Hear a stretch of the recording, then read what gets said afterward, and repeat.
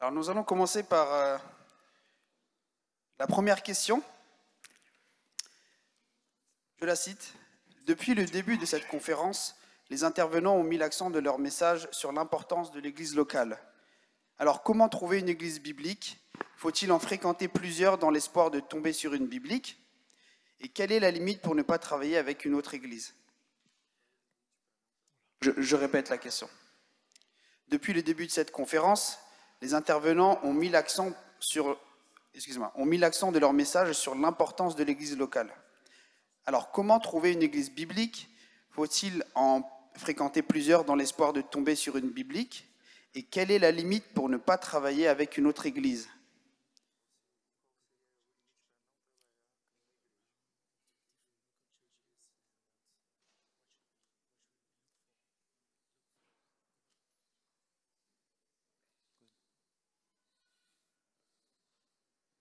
D'accord, donc la question, c'est de savoir dans le fond si je comprends bien, la personne veut savoir comment trouver une église biblique, puis s'il faut essayer plusieurs églises avant d'en trouver une. C'est deux questions bien différentes. Je vais commencer par la deuxième. C'est sûr que dans notre culture aujourd'hui, du moins au Québec, on voit un peu les églises locales comme les jeunes couples aujourd'hui font les fréquentations. C'est-à-dire qu'on essaye une, quand ça ne nous plaît plus, on part, on en trouve une autre, puis on en trouve une autre, puis on en trouve une autre, sans jamais d'engagement. Donc, c'est sûr que je ne vais pas prôner d'essayer toutes les églises locales d'une ville avant de choisir, sauf que dans la providence de Dieu, c'est possible qu'on soit à une place où, premièrement, on est dans une église qui est vraiment pas biblique. Parce qu'il faut faire la différence entre une église qui s'améliore, puis une église qui s'éloigne complètement de l'enseignement des Écritures. La façon de trouver une église biblique, c'est vraiment de nous-mêmes, premièrement, trouver dans la Bible ce que la Bible enseigne sur ce que c'est l'église locale. Puis ensuite de ça, de rechercher, premièrement, où que Dieu nous a placés dans une église locale, de mettre en pratique les principes bibliques qu'on trouve dans les Écritures. Vous savez, Paul Washer n'est pas là aujourd'hui, mais quelque chose qui m'a toujours touché de lui, c'est que dans une conférence, un jour, il avait dit « Soyez sûrs qu'avant de parler de changement dans vos églises locales, que vos genoux sont ensanglantés. » Ce qu'il voulait dire par là, c'est « Priez donc pour des changements bibliques dans vos églises d'abord. Essayez de travailler à améliorer la centralité des Écritures, la centralité du Christ, la centralité de l'Évangile, puis tout ça, où que vous êtes placé. Puis ensuite de ça, vous allez voir s'il va y avoir des changements, si Dieu va faire des changements par vous. Puis il va vous montrer aussi quand ça va être le temps de partir, si vous voyez que l'Église, finalement, a continué de s'éloigner des principes bibliques au lieu de changer finalement. Eu vou responder com relação a que critérios usar para encontrar uma igreja bíblica. Je vais répondre pour présenter quelques critères que nous devons utiliser pour trouver une église biblique. Primeiro, eu acho que tem que ser uma igreja confessional, que subscreva alguma confissão de fé reformada.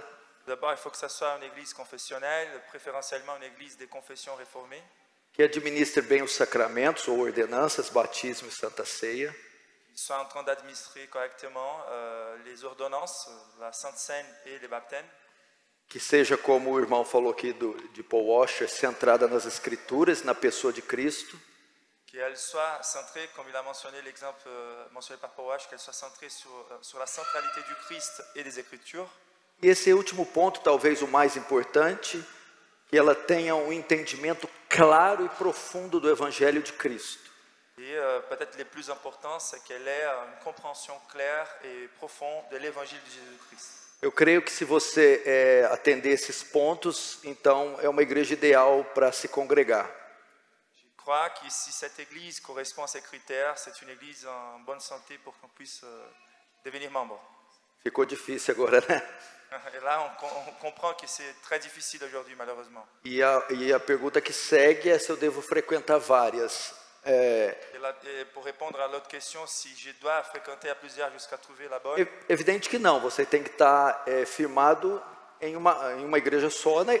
E que essa passe a ser a sua igreja local. donc la réponse évidente, c'est que l'idéal, on reste tant qu'on puisse à cette église, qu'on s'accroche, qu'elle devienne mon église locale. Então tente fazer uma avaliação primeiro, você saber bem a respeito dessa igreja primeiro, antes de ficar frequentando várias igrejas. Donc cherchez bien connaître très bien une église avant de commencer à fréquenter et avant de considérer la possibilité de tester. E depois de fazer sua avaliação pessoal, se ela atender esses critérios, então você se integra a ela. Par contre, donc faites une bonne évaluation primaire, personnelle, et si elle correspond bien à ces critères, vous pouvez donc passer à fréquenter cette église. É isso.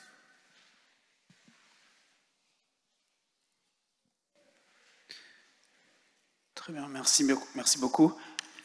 D'autres réponses?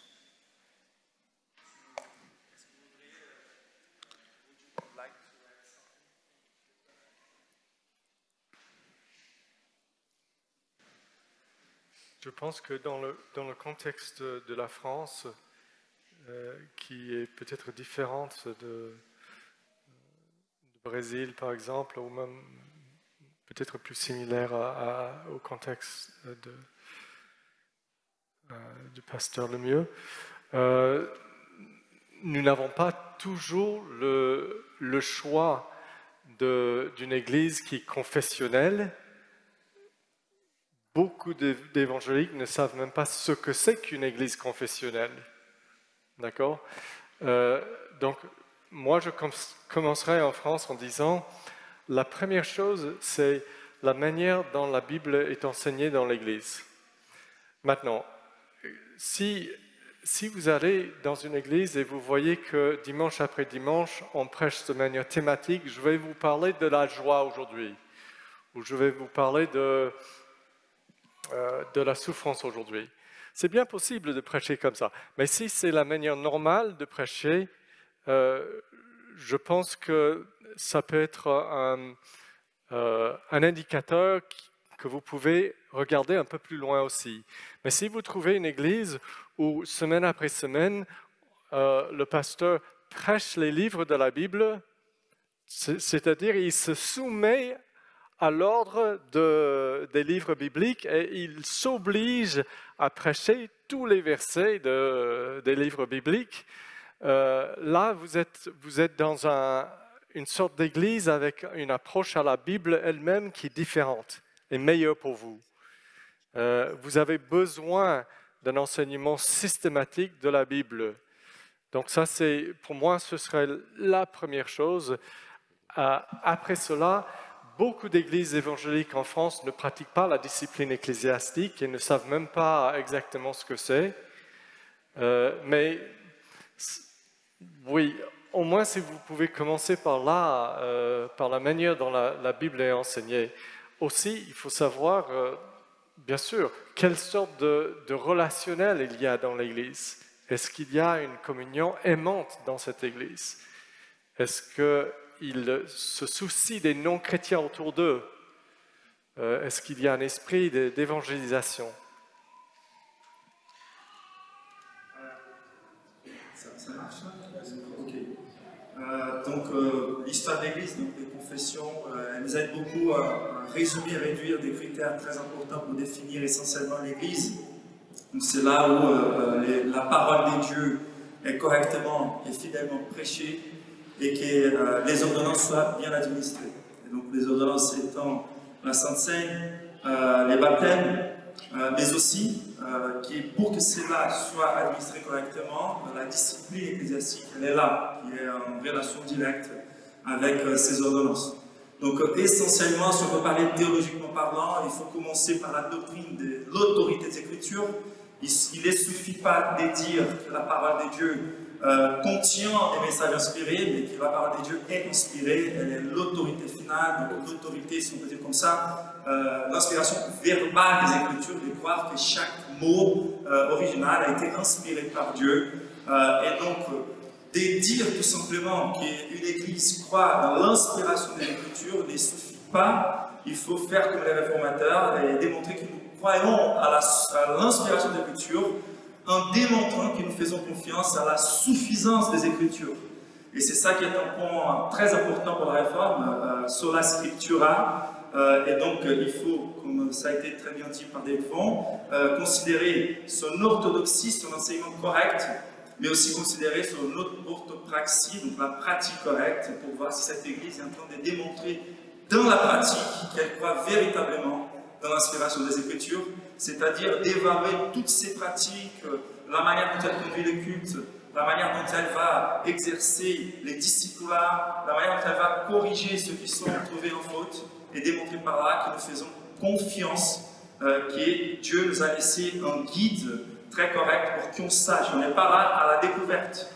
Dieu nous a laissé un guide pratique très précis pour qu'on sache, pour que les ministres de Dieu sachent comment se conduire dans la maison de Dieu, la maison qui n'est pas nôtre et dont les propriétaires nous a donné. Donc je mettrai vraiment l'autorité des Écritures et la suffisance des Écritures comme l'un des critères les plus importants.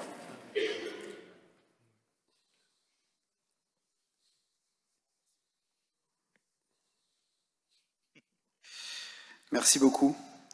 Seconde question, que signifie Christ est notre propitiation?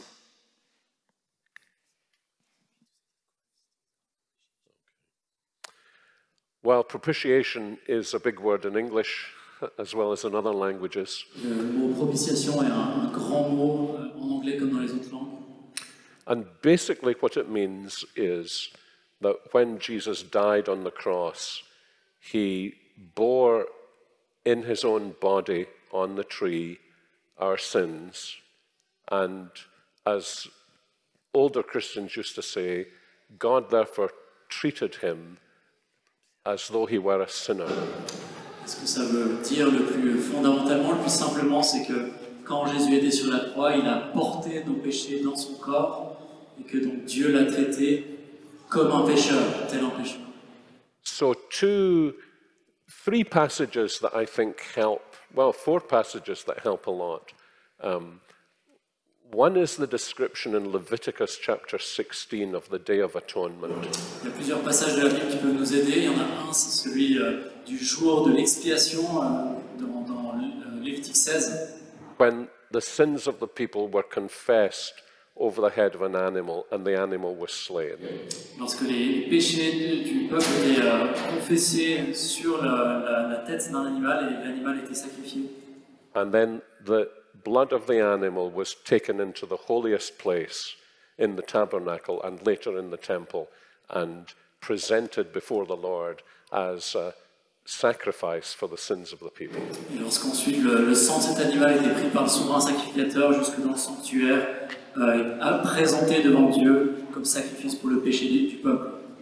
And it seems there were even these indications to the people that they understood that when the priest came out and pronounced the benediction, the sacrifice had been accepted and a picture of their forgiveness would be given. Et donc il semble qu'il était clair pour les gens, lorsque le souverain sacrificateur ressortait encore avec le sang du sacrifice sur les mains et prononçait la bénédiction sur le peuple, que vraiment le sacrifice avait été accepté et que le pardon a été offert. And then another animal was taken before the Lord, and the sins of the people confessed over it. And then it was taken out into the wilderness, and it was let go to wander in the wilderness. Il y avait un autre animal sur lequel aussi les péchés étaient confessés et qui lui à l'inverse était renvoyé hors du camp. Il devait sortir du camp. And these two pictures together, I think, give us a sense of what Jesus was going to do on the cross. He was going to be sacrificed under the judgment of God for our sins. And in that sacrifice, he would also experience desolation. He would be taken out into a kind of spiritual wilderness where he sensed that because he was taking our place, he had been forsaken by God.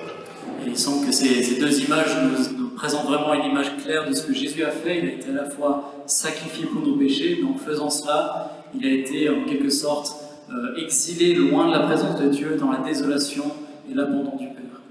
And you remember how Hebrews teaches us that because this sacrifice was repeated every single year, Old Testament believers understood this can't be the sacrifice that will really take away our sins. Je vais vous rappeler comment dans l'Épître aux Hébreux, c'est bien précisé que puisque ce sacrifice était répété chaque année, encore et encore, c'était clair pour les croyants de l'Ancien Testament que ce n'est pas ce sacrifice qui pouvait vraiment ôter les péchés.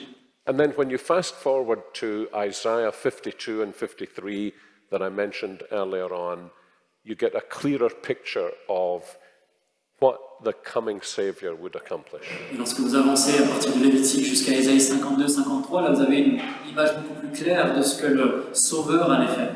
So this would mean being wounded for our transgressions, bruised for our iniquities, chastised for our peace, beaten in order that we might be made whole. Et c'est ce fameux passage où il est dit que Jésus a été frappé pour nos fautes, battu pour nos iniquités, et c'est le châtiment qui nous donne la paix qui est tombé sur lui. And this is what we see fulfilled in the last 30% of all of the gospel. C'est ce que nous voyons s'accomplir dans le dernier tiers, en quelque sorte, de chacun des 4 évangiles. In the Passion narrative. Dans le récit de la passion de Jésus. And Jesus says to his disciples, when the Spirit comes, he will help you fully to understand what I'm doing. You don't fully understand it now. I'll help you to understand it by the Spirit. Et Jésus dit en Jean 14 que lorsque l'Esprit viendra, il aidera les disciples à comprendre ce qu'il allait faire. Quand l'Esprit viendra, il prendra de ce qui est à Jésus pour leur permettre de comprendre ce qu'ils ne comprenaient pas encore. So 2 more verses that help us are, first of all, 2 Corinthians 5, verse 21. Et encore 2 autres passages qui nous permettent de bien comprendre ce que Jésus a fait. Le premier, c'est 2 Corinthiens 5, 21. But at the cross, God made his Son to be sin for us, so that in him we might be made the righteousness of God. 2 Corinthiens 5, 21, où il est dit que Jésus a été fait péché à notre place pour que nous soyons en lui justice de Dieu. And inside that, Galatians 3:13. Et à cela ajouter Galates 3, 13. Where Paul says what happened on the cross when Jesus made propitiation so that we could have forgiveness was that Christ became a curse for us in order that the blessing that God had earlier on promised to Abraham, the early chapters of the book of Genesis, might come to all those, whether Jews or Gentiles, who come to trust in Christ. Donc, ce qu'on a en Galates 3.13, c'est ce passage où il est dit que Jésus a été malédiction pour nous, pour que nous puissions recevoir la bénédiction de Dieu, bénédiction qui était promise à Abraham et qui maintenant, à travers Jésus, s'est donnée à tous, juifs ou non-juifs. So the more we reflect on this, the more 2 things strike us. De plus en plus, 2 choses devraient nous frapper. The first is, if this is what it took to bring the forgiveness of my sins must be very great. La première chose, c'est que s'il a fallu rien de moins que ça, la mort du Seigneur Jésus pour nous pardonner mes péchés, alors mes péchés doivent vraiment être graves.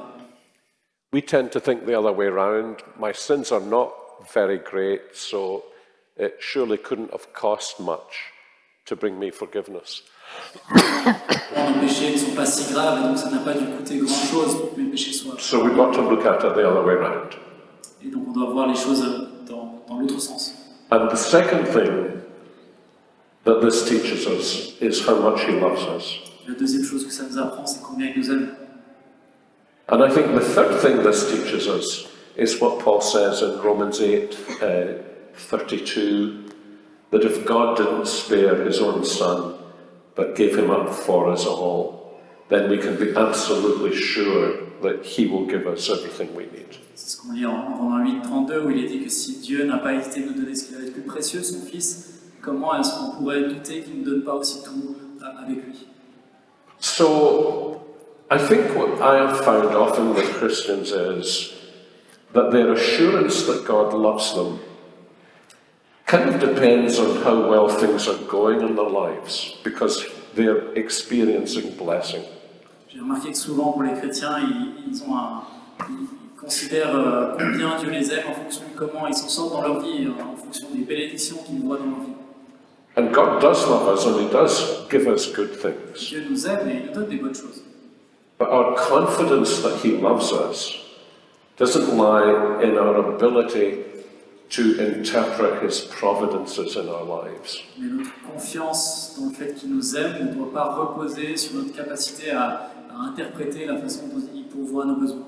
Because if we think that way, we'll be saying one day he loves me, and a week later, I'm not sure he loves me. Parce que si nous regardons les choses ainsi, nous aurons l'impression qu'une semaine il nous aime et puis la semaine suivante qu'il ne nous aime peut-être plus. So one of the practical importances of meditating on the propitiation that Christ makes for us is that it shows us this is where God, as Paul says in Romans 5, this is where God has demonstrated his love for us. And this is such a powerful demonstration of his love that it can dissolve all those doubts and fears that arise when we're trying to work out whether God loves us or not from the things that are happening in our lives. Une des implications vraiment pratiques de méditer sur la propitiation, ce qu'est la propitiation, c'est que c'est comme il est dit en Romains 5, c'est là que Dieu a démontré son amour pour nous, et plus on médite sur ce qu'il a fait pour nous à la croix, plus nous allons voir combien il nous aime et nous confie en ça. So though it's a big word, it's a word that is really helpful to us right from the beginning of our Christian lives. Donc, bien que ce soit un grand mot, un mot un peu compliqué, c'est un mot vraiment important à comprendre dès le début de notre vie chrétienne. And that's a long answer to a short question. Voilà une longue réponse à une courte question. Merci beaucoup. Je passe à la troisième question. Hier, le pasteur Paulo Junior a donné l'exemple de Luther qui, je cite, disait « Le diable était le diable de Dieu ». Peut-on donc dire que le diable travaille pour Dieu au vu de l'histoire de Job? Utilise-t-il le diable pour faire sa volonté?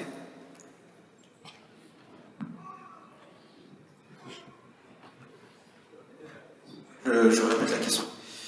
Hier, le pasteur Paulo Junior a dit, en donnant l'exemple de Luther, qui disait, je cite, « Le diable était le diable de Dieu ». Peut-on donc dire que le diable travaille pour Dieu au vu de l'histoire de Job? Utilise-t-il le diable pour faire sa volonté? Exatamente. Exactement. Irmãos, infelizmente durante muito tempo se exaltou mais a soberania do diabo do que a soberania de Deus. Malheureusement, pendant longtemps, on est en train d'exaucer plus la souveraineté de Satan que la souveraineté de Dieu. Uma espécie de maniqueísmo moderno. Une espèce de manichéisme moderne Ensinava que Deus e o diabo estão quase que na mesma escala. qui enseigne que les diables et Dieu sont presque dans la même échelle. Isso não é verdade. Et cela n'est pas la vérité. O diabo está na categoria de criaturas, de coisas criadas. Le diable est dans la catégorie des créatures, des choses créées. Deus, em sua santidade, Dieu, dans sa sainteté, e ser santo não significa ser apenas puro, et la sainteté de Dieu ne signifie pas que sa pureté, mas também distinto. mais aussi sa distinction. De modo que, quando se fala da santidade de Deus, coloca ele numa categoria única, exclusiva. Donc lorsqu'on parle de la sainteté de Dieu, nous sommes en train de mettre Dieu dans une catégorie exclusive, unique. De modo que nem o maior de todos os serafins pode se comparar com o Senhor. Donc même les plus élevés des séraphins ne peuvent jamais être comparés au Seigneur. Quanto mais o diabo. Et combien plus les diables. E quando Lutero disse que até o diabo é o diabo de Deus, essa frase veio dele. Et lorsque Luther l'a dit, les diables de Dieu, cette phrase est venue de Luther. Significa que Satanás atua dentro da soberania de Deus. Cela veut dire que Satan il travaille sous la souveraineté de Dieu, au-dedans de la souveraineté de Dieu. Que ele age e atua dentro dos limites que Deus colocou para ele. E ele não ultrapassa esses limites em hipótese alguma. Qu'il ne peut que travailler au-dedans des limites que Dieu lui-même a imposées sur lui, qu'il ne peut jamais dépasser, surmonter ses limites. O desejo do diabo era matar Jó. Son désir, le désir du diable était véritablement de tuer Job. Mas Deus disse, toma tudo que é dele. Mais Dieu lui a dit, tu peux prendre tout ce qui l'appartient, mas não lhe tira a vida. mais tu ne vas pas l'enlever la vie. Ali terminou o limite do diabo. Voilà la limite déterminée pour le diable. E quando Satanás foi afligir a Jó, et lorsque Satan est allé porter son affliction à Job, era uma provação que Deus estava lhe impondo. En même temps, c'était une épreuve que Dieu lui-même était en train d'imposer à Job. Para testar sua fidelidade a Deus. Pour tester sa fidélité à Dieu. E sabe o que Deus fez? Et vous savez ce que Dieu a fait? Usou o diabo para isso. Il fait usage de Satan pour accomplir ses buts. Nesse sentido, até o diabo é diabo de Deus. Dans ce sens, même le diable est le diable de Dieu. Je voudrais juste ajouter une chose. Quand nous disons que Dieu est souverain sur le diable et son activité dans nos vies, nous devons bien distinguer quand même entre Dieu et son ennemi, le diable. Quand Satan, nous pouvons prendre l'exemple de la tentation de Pierre, le reniement de Pierre. Jésus dit, Satan a demandé la permission de vous passer au crible. Et donc ça montre bien que Satan ne peut rien faire, sauf si Dieu le permet. Mais nous devons bien distinguer entre le but de Satan, en passant au crible les disciples, en amenant Pierre à renier son sauveur, et le but de Dieu, en lui permettant de le faire.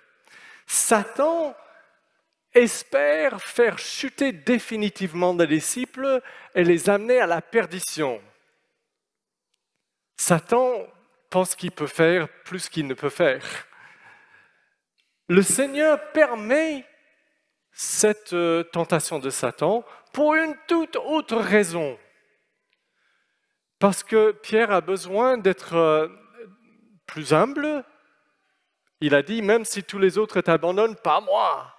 N'est-ce pas? Il a besoin de voir que oui, tu vas m'abandonner aussi si tu n'as pas ma grâce. Donc, il faut bien comprendre que lorsque Satan a la permission d'agir dans nos vies, Satan voudrait bien détruire en agissant, mais Dieu permet pour une toute autre raison qui est notre bien, notre édification, notre transformation en bien. Moi, j'ajouterais que quand on parle de la souveraineté de Dieu comme ça sur Satan, on peut même ajouter aussi les plans mauvais des nations qui sont sous le pouvoir de Satan. Parce qu'automatiquement, notre chair ou des ennemis de Dieu pourront relever la question, mais d'abord, Dieu est-il l'auteur du mal? Puis, le théâtre qu'on voit, c'est pas que Satan est là, puis il ne veut pas faire de mal à personne. Puis Dieu dit, mais tu sais quoi, ça me tente de tenter mes disciples, donc je vais, Satan, est-ce que tu veux? Non, ça ne me tente vraiment pas, Dieu. Puis non, je mets du mal dans ton cœur pour que tu aies fait du mal à mes disciples. C'est pas ça l'image de la Bible. On voit un bel exemple. En fait, Dieu est souverain, utilise le mal qui est déjà dans le cœur de Satan et déjà dans le cœur des hommes. Un exemple, ça va être avec un exemple bien connu, c'est avec Joseph puis ses frères. Quand ses frères qui détestent Joseph le mettent dans un puits, le vendent en Égypte. Ensuite, vous connaissez l'histoire de Joseph, devient le second après Pharaon. Puis à la fin du récit, les frères de Joseph ont peur, puis ils se demandent qu'est-ce qui va se passer. Joseph dit, inquiétez-vous pas, ce que vous avez voulu en mal, Dieu, lui, l'a voulu en bien. Puis le mot « là, voulu », il n'est pas bien rendu dans toutes les versions, mais c'est exactement le même mot dans les deux phrases. Puis ce n'est pas que Dieu a tourné le mal en bien, comme souvent on peut le penser, c'est vraiment que dans le même événement, du côté humain, des hommes ont vraiment voulu faire le mal de leur propre cœur, mais Dieu, lui, par ce même événement-là, a utilisé le mal du cœur des hommes pour accomplir ses plans souverains. Donc, c'est vraiment la nuance qu'il faut faire. Satan est vraiment le diable de Dieu, mais dans le sens que Dieu le tient avec une laisse, puis lui fait faire seulement ce que lui, avec ses bons plans, désire faire. Si je peux rajouter juste, en étant complètement d'accord avec ce qui a été dit, là, nous rentrons dans une relation qui surpasse, dont on a parlé, notre foi est une foi raisonnable mais pas rationnelle. Nous rentrons dans une dimension biblique où elle nous enseigne des choses parallèles que nous n'arrivons pas à complètement saisir ni complètement expliquer, mais qui sont tellement évidentes dans la Bible. Mais il faut garder les emphases bibliques selon les proportions. Quand on considère que Dieu est souverain jusqu'à même ce qui Satan les fait, en imposant des limites et en permettant parfois qu'il apparemment réussisse contre nous, nous devons nous rappeler aussi que nous sommes aussi des libres agents, donc nous sommes des moyens ordinaires à travers lesquels les choses se passent, et nous devons être encouragés réconforter en nous rappelant que cette tentation est permise par Dieu, que cette épreuve est permise par Dieu. Donc nous rappelons, c'est pour mon bien, Dieu va me protéger, etc. Mais nous devons nous rappeler aussi que cette conscience ne doit pas nous anéantir, nous endormir dans la bataille spirituelle. Car la manière dont Dieu va me travailler aussi à travers cette épreuve et cette tribulation, c'est par mon engagement dans la prière. Car tout comme Satan agit avec son envie personnelle pour me faire mal, moi aussi dans la dimension de nos responsabilités humaines, je dois m'engager aussi pour résister à l'épreuve, pour prier, pour entrer dans la bataille spirituelle, sachant que Dieu va aussi, dans sa souveraineté, intervenir pour me protéger. Donc les moyens ordinaires que Dieu utilise comprennent nos responsabilités. Aussi la libre agence de Satan, comme notre libre agence des responsabilités. Et donc je dis là la libre agence. Nous ne faisons pas la confusion avec les libres arbitres, mais je ne même pas rentrer dans les sujets maintenant. Très bien, merci beaucoup pour ces réponses. Je passe à la suivante qui est: au regard de l'actualité, guerre, famine, pandémie, quelle doit être l'attitude des chrétiens, de l'Église? À quoi devons-nous nous en tenir? Et y a-t-il des comportements à adopter, des habitudes à développer, des décisions à prendre? Je repose la question. Au regard de l'actualité, guerre, famine, pandémie, quelle doit être l'attitude des chrétiens, de l'Église? À quoi devons-nous nous en tenir? Y a-t-il des comportements à adopter, des habitudes à développer, des décisions à prendre?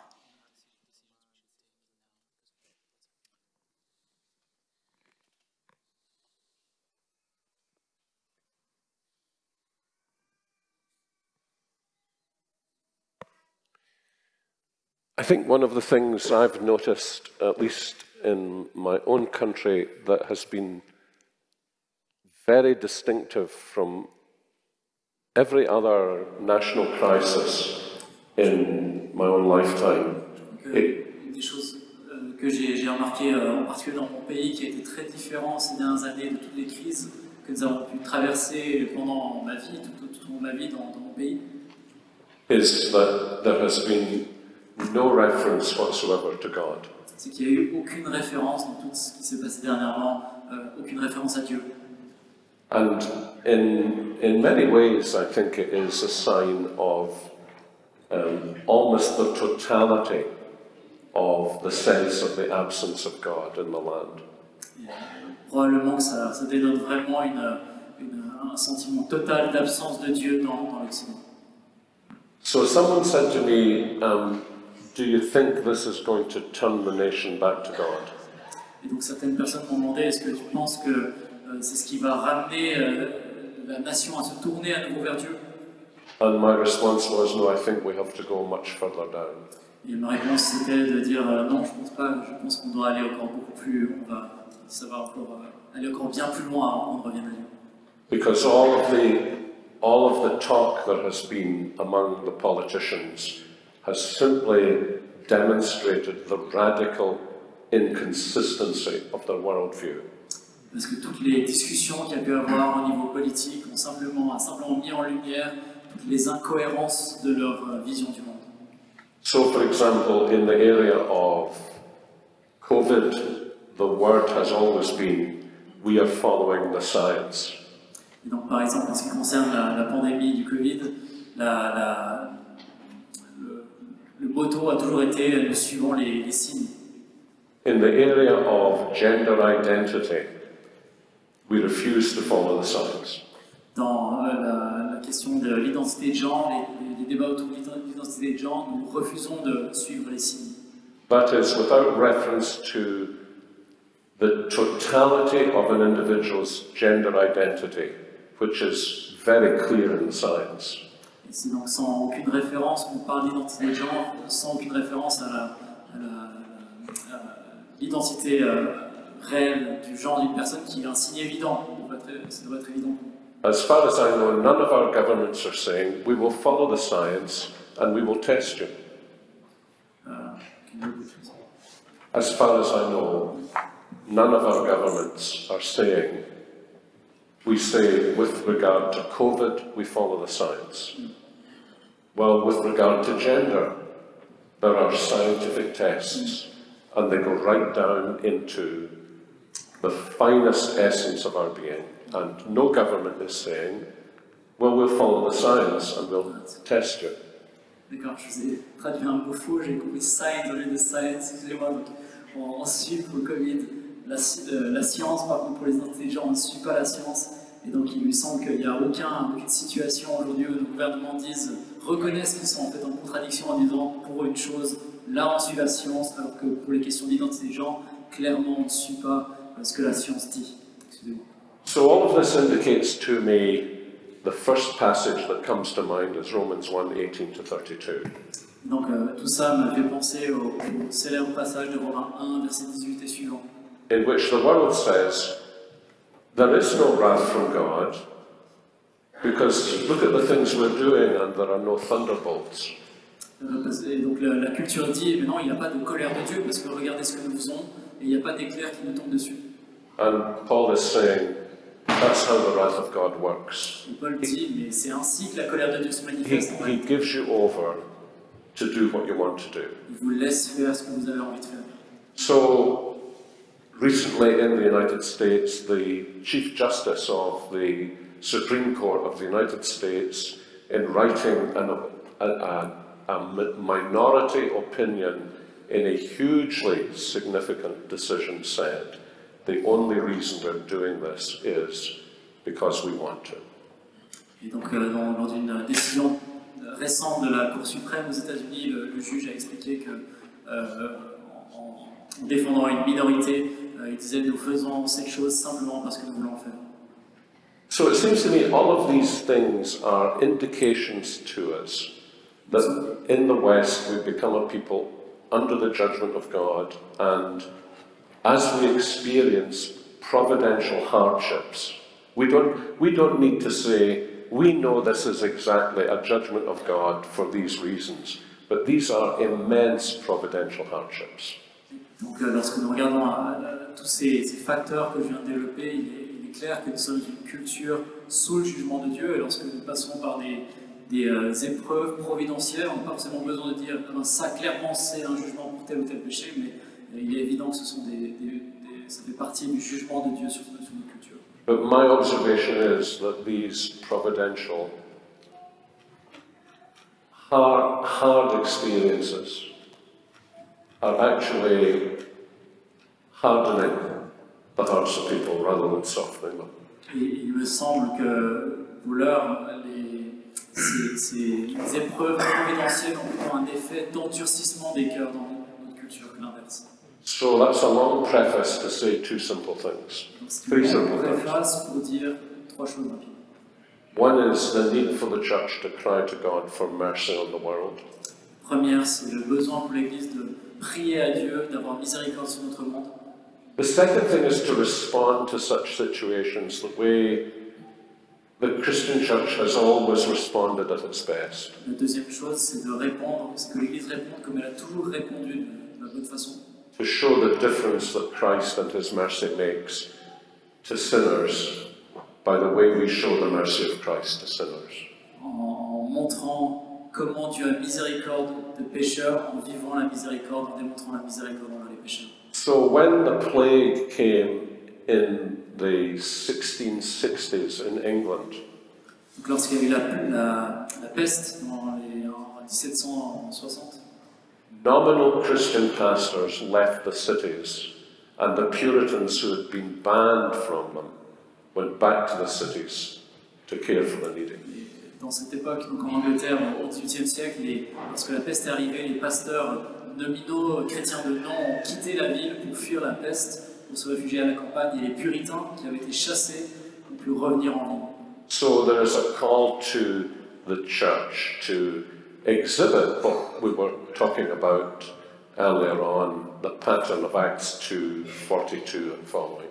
Donc il y a vraiment une place pour l'Église de démontrer ce que nous voyons en Acte 2 avec cette vie de communion et de partage de l'Église, de miséricorde entre nous. And this means how we respond to situations locally in our churches will make people talk about why are these Christians different.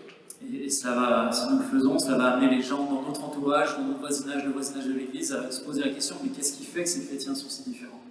And the third thing is that we need to pray for an awakening of God's mercy that will turn people's hearts back to the Lord.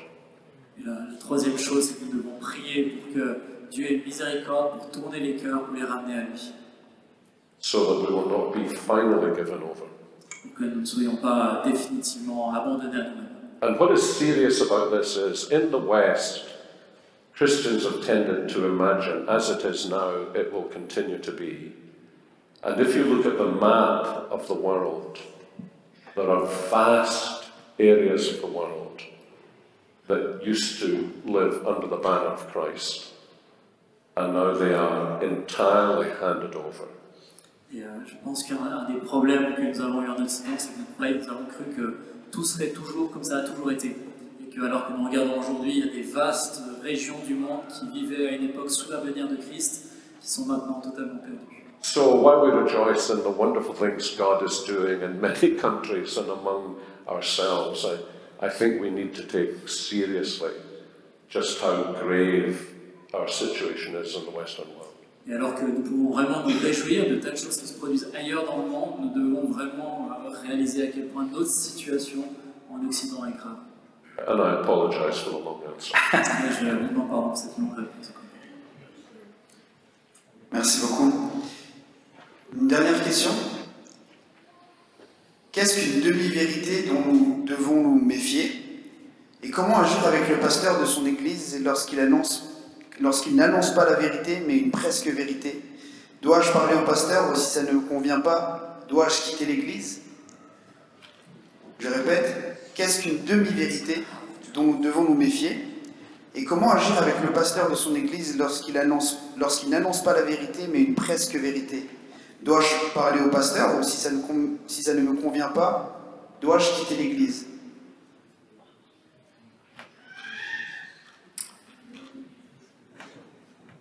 Yes.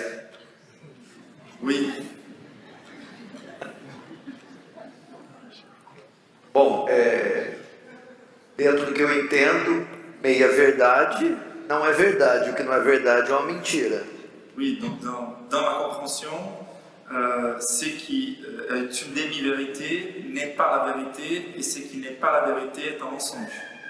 Veja só, se for em relação a assuntos secundários à fé, como continuidade de dons, si nous sommes en train de traiter des sujets qui sont un peu considérés comme secondaires à l'essence de la foi, comme par exemple la continuité des dons, forma de batismo, aspersão ou imersão, les modes du baptême, aspersion ou immersion, eu não vejo tanto problema. je ne vois pas là aussi tant de problèmes. Há muitas questões secundárias e que várias igrejas divergem uma das outras. Nous pouvons trouver quelques questions secondaires dont les églises peuvent légitimement diverger. A forma do louvor, da oração, por exemplo. Les styles de la louange, la manière des prières, des prier. E tantas outras que os pastores e vocês estão cansados de ouvir. Et d'autres choses dont nous sommes plus habitués à écouter. Agora, nas questões fundamentais, Par contre, pour ce qui concerne les questions fondamentales, como por exemplo as duas naturezas de Cristo, comme par exemple la double nature du Christ, aí não pode ter meia verdade. là on ne peut pas avoir des demi-vérités. Nos assuntos fundamentais, o pastor, a pregação tem que ser precisa. Dans les sujets fondamentaux, l'enseignement du pasteur, la prédication du pasteur doit être précise. Eu me lembro da série Santidade de Deus, do R.C. Sproul. Je me rappelle très bien de la série La sainteté des dieux, de R.C. Sproul. Quando ele estava licionando para os seus alunos. Parce qu'il enseignait à ses élèves. No final de uma aula, uma aluna procurou ele. À la fin d'une leçon, une élève est venue vers lui. Dr. Sproul. Dr. Sproul. Parece que meu pastor a cada domingo faz de tudo para esconder a verdadeira identidade de Deus. Il me semble que mon pasteur fait tous ses efforts à chaque dimanche pour cacher la vraie identité des dieux. Ele quer apresentar à igreja Deus dócil, domesticado, doce. Il veut présenter à l'église un Dieu qui soit très doux, domestiqué. Deus que é amor, que não faz mal a ninguém. que n'est que de la tendresse, qui ne fait jamais du mal à personne. Aí está uma prova de uma meia-verdade. Voici un exemple d'une demi-vérité. Então, em pontos fundamentais, não podemos negociar. Donc pour ce qui concerne les vérités fondamentales, nous ne pourrons pas faire négocier. J'ajouterais que c'est une demi-vérité. Dans le fond, ça peut être aussi de simplement dire une partie de la vérité sans jamais nommer l'autre. Par exemple, de très bien dire que nos péchés sont pardonnés quand on croit en Jésus, parler de la propitiation de la croix, puis tout ça, mais sans jamais dire les conséquences pour ceux qui rejettent le Christ, dont le jugement, l'enfer et la colère. Donc, un pasteur qui ne ferait que prêcher, par exemple, aussi l'amour de Dieu. L'amour de Dieu, c'est vrai, tout ce qu'il dit, presque, sur l'amour de Dieu est vrai, sans jamais parler de sa sainteté, de sa justice. On parle aussi, dans ce cas-là, à mon sens, de demi-vérité. Maintenant, c'est vrai qu'il ne faut pas rester dans une église si le pasteur continue comme ça, mais j'apporterai une nuance, c'est qu'en tant que membre d'une église locale, comment je comprends l'enseignement biblique, c'est qu'on a une responsabilité aussi. Vous savez, les pasteurs, ce n'est pas une race à part, qui sont au-dessus de la discipline de l'église. Ce qui veut dire qu'avant de quitter l'église, je proposerais d'aller rencontrer le pasteur et d'essayer de lui dire, vois-tu ça dans ta vie? Puis si après quelques fois, elle ne voit pas, prendre un ou deux frères, faire exactement ce que la Bible dit par rapport à la discipline, voir si ça porte son fruit, puis sinon, de considérer quitter l'Église. Si je peux rajouter aussi quelque chose, il y a un pasteur, donc si je ne me trompe pas récemment, il y a un moment déjà, mais Ian Murray a écrit sa biographie de J.C. Ryle. Et donc il a vécu sous pression, car il était au milieu d'un feu croisé entre des églises, des dissidents puritains qui étaient un peu persécutés, et l'église américaine qui avait beaucoup de corruption à l'intérieur. Et pour traiter cette problématique des savoirs discernés entre les vérités fondamentales et ce qui est trivial, il a écrit un livre que je trouve fascinant et qui nous aide beaucoup à comprendre l'ordre des priorités des choses. Donc c'est des noms déliés, Knots Untied. Donc si nous pouvons publier en français, je vous remercierai aux publications. Mais il donne un exemple extraordinaire. Il dit que personne d'entre nous ne serait disposé à exercer cette tolérance qu'on exerce envers les faux enseignements au nom de la soi-disant tolérance. Et l'exemple qu'il donne, c'est combien d'entre nous seraient disposés ici aujourd'hui de prendre une goutte de venin, une goutte de poison dans nos beverages chaque jour. Et quand on part à l'église et qu'on considère que ce qui nous est enseigné par la parole de Dieu a une implication directe avec les destins éternels de nos âmes, comment pouvons-nous tolérer de recevoir des gouttes de venin? Les diables travaillent toujours de formes très subtiles. Et l'apôtre Paul, nous sommes en train d'étudier l'Église, la lettre aux Galates. Et c'est étonnant de voir qu'il a un traitement qui est ferme, qui ne peut pas tolérer les mensonges qui menacent les églises de la Galatie. Et quand on va considérer de quel type de mensonges il s'agit, c'est pas la pire forme de manifestation de l'évangile. C'est pas l'évangile de la prospérité, ce n'est pas l'évangile triomphaliste. C'était un évangile qui voulait nous convaincre qu'on pourrait améliorer légèrement l'évangile du Christ en disant qu'en plus du Christ, on a besoin de garder des dates, de nous sanctifier davantage par l'obligation de la loi. Et donc même les femmes qui nous semblent les plus appropriées à ajouter quelque chose à l'évangile, c'est déjà de disformer l'évangile, car notre évangile n'est pas passible d'amélioration. Notre évangile, il est déjà parfait. Et tout essaye des petits changements, c'est déjà d'enlever sa gloire. Et donc voilà, nous devons vraiment considérer ces paroles, de faire la distinction entre ce qui est trivial, secondaire, et ce qui est essentiel et fondamental, les vrais évangiles. Merci beaucoup pour toutes ces riches réponses. Les questions-réponses sont du coup finies. Nous allons du coup passer à la pause de 10 minutes avant de reprendre du coup sur le dernier enseignement de Pasteur David Vaughan. Donc 10 minutes.